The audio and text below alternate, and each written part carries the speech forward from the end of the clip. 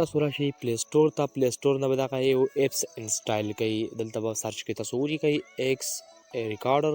چې کله هم تاسو دغه ولیکئ دلته به تاسو دا انسټایل کوئ. چې کله هم انسټایل شو دلته تاسو راشئ په موبایل کې خپلې کیمرې ته، یعنې موبایل خپله کیمره به تاسو اوپن کوئ.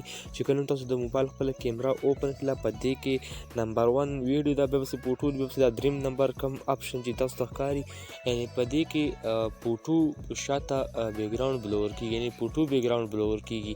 نو په دې کې به تاسو هغه ایپس تاسو راوړئ کوم چې تاسو انسټایل کړی دی سکرین ریکارډر، هغه تاسو دلته راوړئ او دلته به تاسو ویډیو کوئ او نو تاسو به سکرین ریکارډینګ ان کړئ. نو په دې کې صرف فوټو ایستی کېږي، نو هغه به ویډیو ریکارډ کوي، یعنې سکرین ریکارډینګ به ویډیو ریکارډ کوي، نو ستاسو ویډیو به ګلیرۍ ته سیو کېږي. صحیح ده، یعنې دا کم ایپس چې دی په دې کې صرف پکچر بیکګراوند بدلیږي، یعنې پکچر بیکګراوند بلور کېږي. نو تاسو به په هغه ریکارډر استعمال کوئ، یعنې سکرین ریکارډر به استعمال کوئ، نو هغه به د پکچر بیکګراوند رانیسي او تاسو ویډیو کې څه ویل غواړئ او ویډیو کې هغه وایي او هغه به سکرین ریکارډر سیو کوي.